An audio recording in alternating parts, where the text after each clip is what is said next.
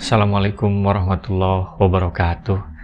Teman Quran rahimakumullah, salam semangat setiap saat. Pada episode sebelumnya kita sudah menyaksikan bagaimana Fir'aun berhadapan dengan Nabi Musa yang menginginkan untuk membebaskan Bani Israel. Dan hari ini tukang sihir itu sudah berkumpul di tengah lapangan. Apa yang akan terjadi?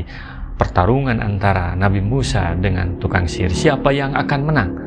Nah, ini bicara kemenangan, kita juga bisa bicara tentang kemenangan untuk apa saja, termasuk memilih pemimpin.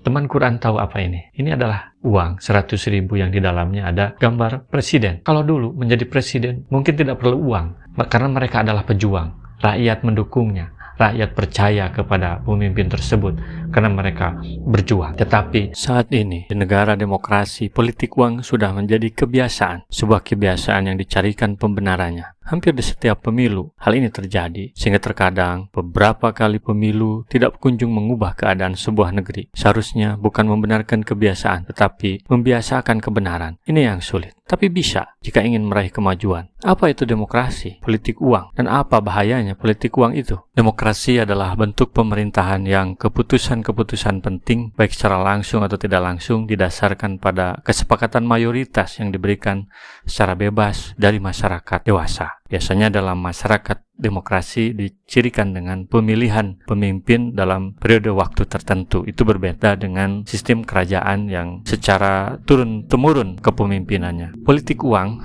atau politik perut, bahasa Inggrisnya money politik, adalah suatu bentuk pemberian atau janji menyuap seseorang, baik supaya orang itu tidak menjalankan haknya untuk memilih maupun supaya ia menjalankan haknya dengan cara tertentu pada saat pemilihan umum. Jadi intinya politik uang itu bagaimana seorang calon pemimpin atau calon wakil rakyat memberikan uang kepada rakyat supaya mereka dipilih, baik itu dalam bentuk uang, barang, atau dalam bentuk barang, atau dalam bentuk lainnya. Dan apa aturannya? Hukum positif yang terjadi di negeri ini, misalnya dalam pasal 73 ayat 3 Undang-Undang nomor 3 tahun 1999 berbunyi, barang siapa pada waktu diselenggarakan pemilihan umum menurut undang-undang ini dengan pemberian atau janji menyuap seseorang, baik supaya orang itu tidak menjalankan haknya untuk memilih maupun supaya menjalankan haknya dengan cara tertentu, dipidana dengan pidana hukuman penjara yang paling lama 3 tahun. Pidana itu dikenakan juga kepada pemilih yang menerima suap berupa pemberian atau janji berbuat sesuatu. Itu aturannya. Meskipun dalam prakteknya, apakah ini dipraktekkan atau tidak, kita bisa dilihat ya di lapangan seperti apa. Tapi yang jelas aturannya sudah ada.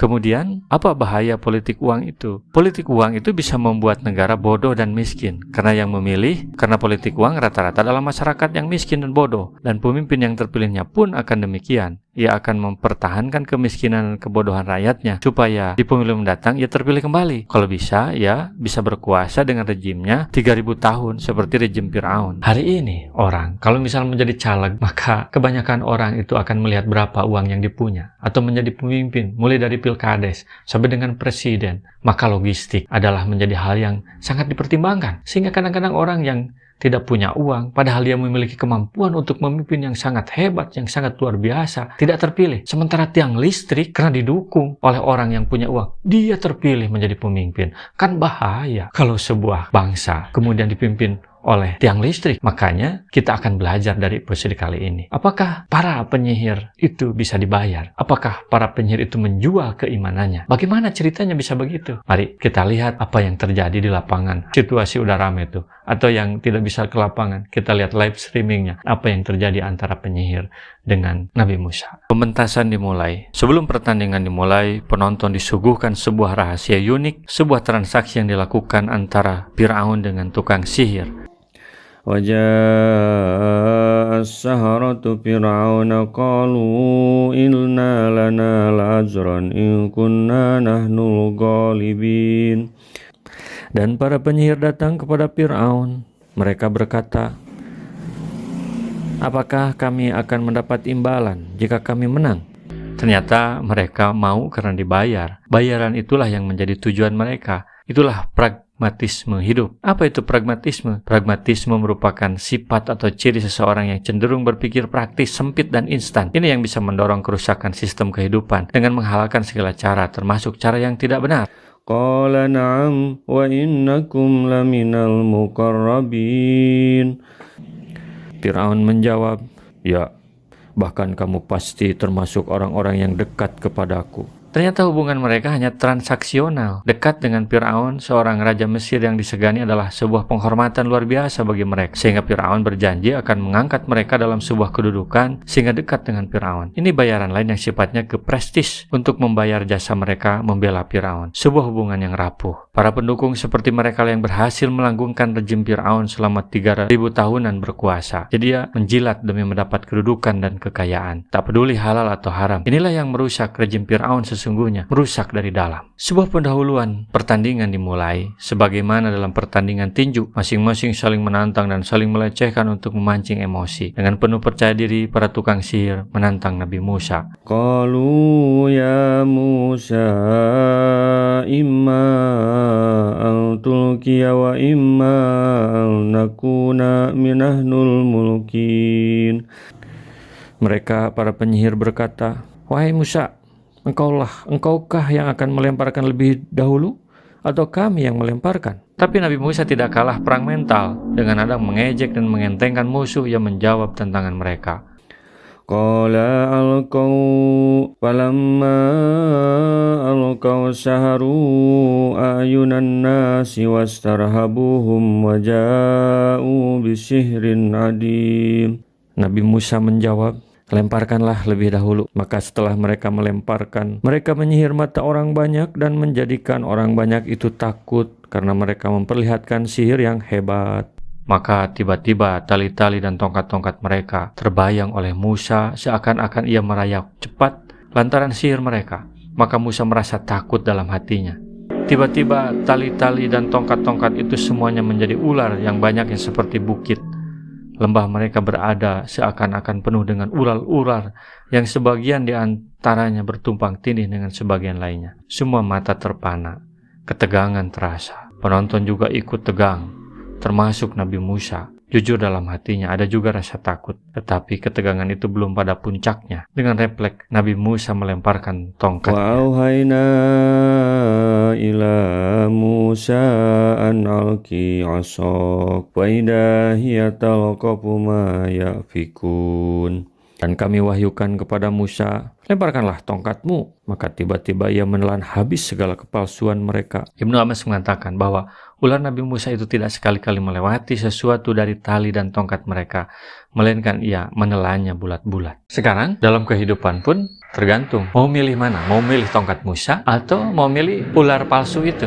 Jadi kepalsuan itu bisa disihir juga, sehingga seolah menjadi kebenaran. Tetapi kalau memilih kepalsuan, apa yang terjadi? Yang didapatkan adalah kepalsuan juga. Seorang calon pemimpin kampanye teriak-teriak berjanji 1000 janji, 1.000.000 janji. Tetapi dapat dipastikan ketika dia telah menjadi pemimpin, rakyatnya dilupakan. Yang mereka dukung, yang mereka minta dukungannya sebelumnya, mereka lupakan. Dan rakyat pun akan melihat kepalsuan-kepalsuan. Ketika mereka kampanye pun semua yang ditampilkan adalah kepalsuan, bukanlah kebenaran. Sementara tongkat Musa, meskipun tongkat biasa saja, tapi dia karena kebenaran. Maka ya kalau dia memilih pemimpin yang memiliki tongkat Musa, memiliki kebenaran, memiliki kompetensi bukan karena uang, maka dia akan mendapatkan janji-janjinya itu. Ular palsu tetaplah palsu, tentu berbeda dengan ular sebenarnya. Kebohongan tetaplah kebohongan, tidak akan bisa mengalahkan kebenaran. Kebenaran bagaimanapun ia dihalang-halangi, ia akan menemukan jalannya sendiri. Wa waqa'al haqqu wa batala ma kanu ya'malun.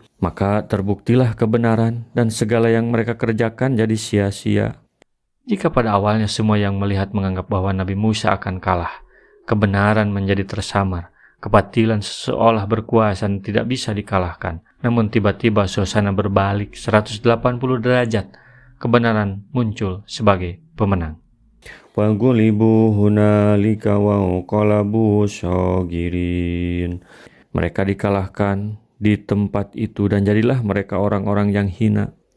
Tiba-tiba seperti landak yang mengerut, kegelapan yang disapu cahaya, Fir'aun dan tukang sihir menjadi kecil dan hina di mata masyarakat. Hal yang cukup mengejutkan lagi terjadi. Wa ulqiyas saharatu sajidin. Para penyihir itu serta-merta menjatuhkan diri dengan bersujud. Sejak itulah para ahli sihir mengetahui bahwa apa yang didatangkan oleh Musa adalah dari langit, bukan sihir. Mereka mengatakan pula, sekiranya apa yang dilakukan oleh Musa itu adalah sihir niscaya dia tidak akan dapat mengalahkan kami. Kesombongan dalam diri tukang sihir itu bisa dikalahkan. Kegelapan dalam hatinya tiba-tiba bersih oleh cahaya yang menyadarkan. Mereka kembali ke titik nol, merasa berserah dan tidak punya apa-apa. Lalu mereka menyungkur, bersujud seraya berkata, Qalu amanna bi rabbil alamin, Rabbi Musa wa Harun. Mereka berkata, kami beriman kepada Tuhan seluruh alam, yaitu Tuhannya Musa dan Harun. Mereka beriman bukan karena dibayar, bukan karena berharap bayaran atau kedekatan. Mereka beriman karena kesadaran akan dirinya tentang kebenaran yang selama ini tertutup dan tersamarkan. Ia mengirim pesan kepada Fir'aun, engkau boleh membeli sihirku, tapi kini aku sudah beriman, dan imanku tidak dijual kepadamu. Imanku sold out. Imanku telah terjual kepada Tuhan semesta alam. Fir'aun terkejut. Kenapa bisa begini? Ia sama sekali belum mengerti apa yang terjadi. Mereka pikir semua bisa dibeli dan bisa diintimidasi. Oleh karena itu, ia tidak mau larut dalam keheranan.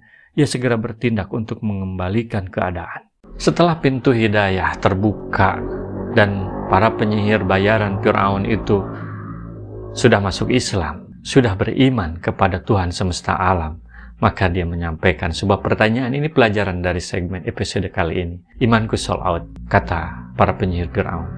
Imanku sudah terjual kepada Tuhan semesta alam, Tuhan Musa dan Harun, Tuhan yang menciptakan langit dan bumi. Sehingga berapapun Fir'aun punya uang miliaran, triliunan, apakah dia akan menerima?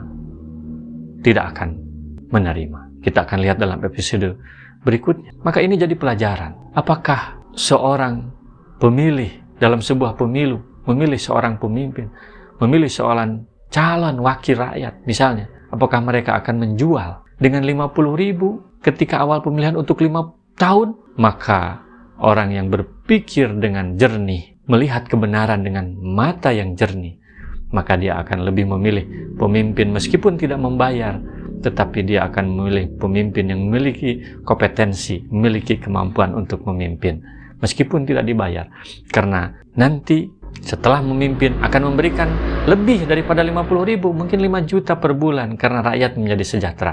Sementara kalau memilih pemimpin yang membayar dan tidak memiliki kemampuan, boleh jadi negara pun bisa dijajah.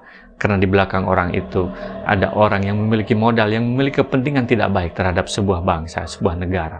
Sehingga sumber daya alamnya dikeruk karena pemimpin itu adalah tiang listrik, ya. Pemimpin itu adalah boneka yang disetir dari belakang. Maka silahkan pilih mana. Karena kalau memilih pemimpin yang tidak memiliki kemampuan, maka rakyatnya akan ditinggalkan. Rakyat akan sengsara, sementara pejabatnya poya-poya. Karena dia pikir rakyatnya sudah dibeli. Kebodohan dan kemiskinan akan dipelihara. Karena 5 tahun lagi harus bisa mereka membeli lagi suara dari rakyatnya. Ini barangkali pelajaran dari para penyihir bayaran Fir'aun itu. Imanku sold out. Jadi para penyihir yang menerima beriman itu lebih memilih bayaran dari Allah Subhanahu wa Ta'ala. Surganya Allah lebih menarik dari para penyihir bayaran. Akhirat lebih menarik daripada dunia dan segala isinya. Lalu apa yang terjadi dengan keberanian para penyihir itu? Kita akan melihat keberlanjutannya pada episode selanjutnya. Apakah Fir'aun tinggal diam atau apa yang dilakukan oleh Fir'aun? Sampai jumpa pada episode selanjutnya. Assalamualaikum warahmatullahi wabarakatuh. Rasulullah SAW bersabda, baligu anni walau ayatan, sampaikan dariku meskipun 1 ayat. Mari kita sebarkan jalan kebahagiaan dengan like, share, dan subscribe channel ini.